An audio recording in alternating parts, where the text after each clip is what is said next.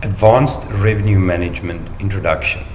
Welcome to my second series of detailed module implementations.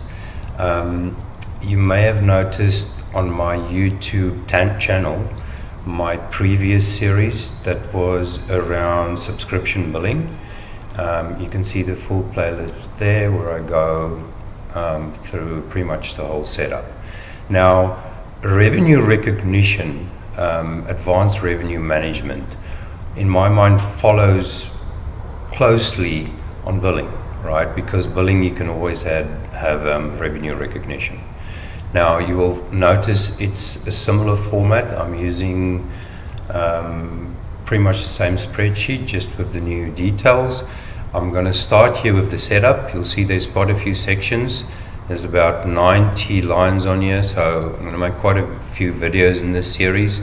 I'm going to start with setup. We're going to look at revenue plans. Sorry, let me just open that. Oops, a little bit bigger. Right, so we'll do the revenue plans, the revenue rules, really important, the revenue management, that's, I guess, the transactions. We're going to touch on multiple projects.